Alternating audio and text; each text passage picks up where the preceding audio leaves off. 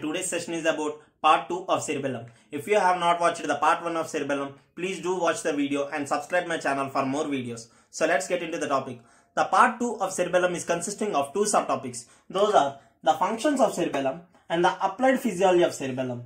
Let's see the first subtopic, the functions of cerebellum. To explain the functions of cerebellum, I have made an easy example for you.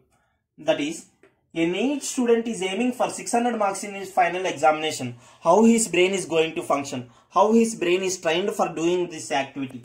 Let's see. The motor cortex of the person is going to send signals to the spinal cord. Now from the spinal cord, the alpha motor neurons get activated. These alpha motor neurons are going to activate the muscles that are required for practicing. So, whenever these signals are passed to the muscles that are required for practicing, he will do more and more practice, and finally he will achieve the 600 marks.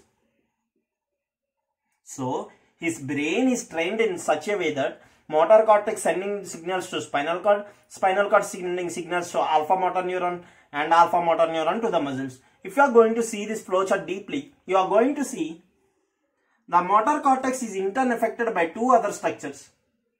The first structure is cerebellum and the second structure is basal ganglia. The basal ganglia is required for proper planning. The cerebellum is required for proper coordination. In this session, we are going to see how cerebellum is connected with the motor cortex and also how cerebellum is connected with the peripheral organs. That means the organs that are present in the periphery. How this cerebellum is connecting these both. We are going to see this by a very example, that is how a student is going to train for the 600 marks. So let's see. Again, this is cerebral cortex or motor cortex. This is cerebellum. Now, the motor cortex says to cerebellum that I have to reach this time 600 marks in NEET examination. So, after saying to cerebellum, the motor cortex starts work by saying to spinal cord, you should start your actions. Now, this spinal cord activates the alpha motor neurons. Alpha motor neuron, the muscles start acting, and unfortunately he scored only 500 marks. Now these 500 marks are also sent to the cerebellum. So friends, the function of cerebellum is comparing these two values. That means what is the actual value that he want to score and what is the real value he scored. So it compares the two values. After comparison, it is going to calculate error. Now, what is the error in this situation? The error is -100. Now, the cerebellum via thalamus is going to say cerebral cortex, you are behind 500 marks to your target. So, you need to do extra practice and score another 100 marks. So, it start practicing. The cerebral cortex again sends to the spinal cord information that you have to do extra work. This spinal cord sends again to the alpha motor neurons, and alpha motor neurons again to the muscles, and this time extra practice and scoring extra marks, and finally he scores 600. This time, now again this information is sent to the cerebellum. Now cerebellum again calculates the error. This time the error is 0. Now through this feedback,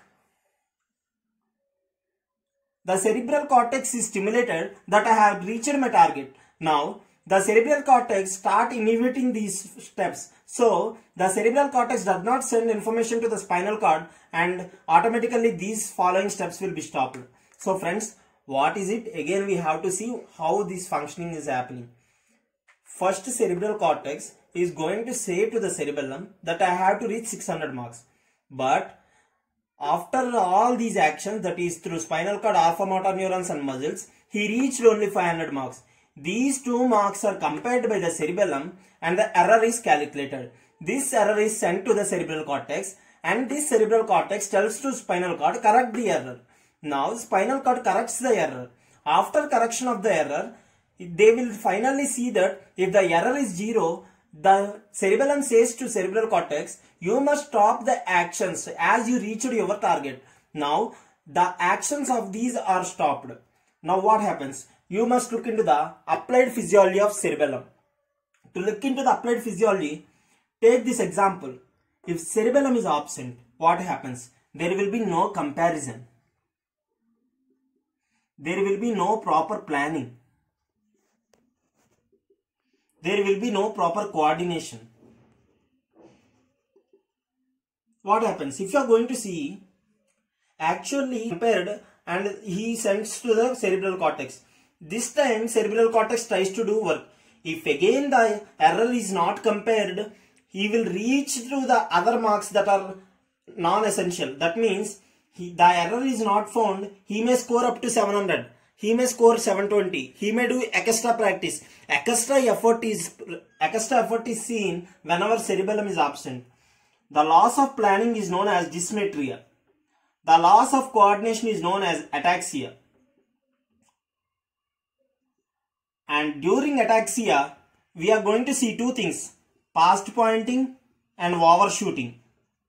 Past pointing is nothing but he is going to reach the target before and he is going to score extra marks than the target. He had to reach only 600 marks, but due to his extra practice, due to no feedback inhibition, there will be an extra practice and he is going to reach to the 700 marks, and this is known as overpointing or past shooting. Overshooting or past pointing, sorry. And the last subtopic today is how cerebellum is useful in ballistic movements. The ballistic movements are nothing but rapid movements. This cerebellum is going to pre-plan all the events and it is going to say to the cerebral cortex, you must do these events. So, if cerebellum is absent, pre-planning of these ballistic movements are absent, and this type of disorder is known as dysrhodokinesis.